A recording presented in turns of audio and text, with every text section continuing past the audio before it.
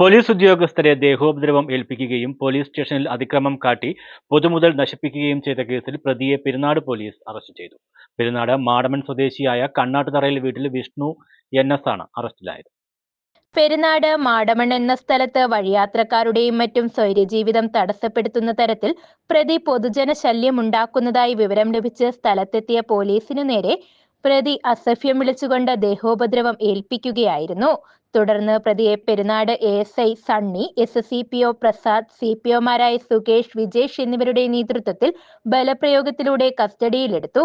ജീപ്പിൽ കയറിയ പ്രതി വീണ്ടും അക്രമാസക്തനായി ജീപ്പിനുള്ളിൽ കിടന്ന ഹെൽമെറ്റുകൾ ചവിട്ടിപ്പൊട്ടിക്കുകയും സ്റ്റേഷനിലെത്തി സ്റ്റേഷനുള്ളിലുണ്ടായിരുന്ന തടിനിർമ്മിതമായ മേശ പൊക്കിയെടുത്ത് തറയിലടിച്ച് നശിപ്പിക്കുകയുമായിരുന്നു.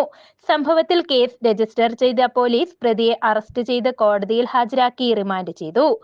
പ്രതി പെരുന്നാട് പോലീസ് സ്റ്റേഷനിലെ റൌഡി ലിസ്റ്റിൽ പെട്ടയാളാണ്. പെരുന്നാട് പോലീസ് സ്റ്റേഷനിൽ വധശ്രമം ഉൾപ്പെടെ നിരവധി കേസുകളിൽ ഉൾപ്പെട്ട ആളാണെന്നും പോലീസ് വ്യക്തമാക്കി.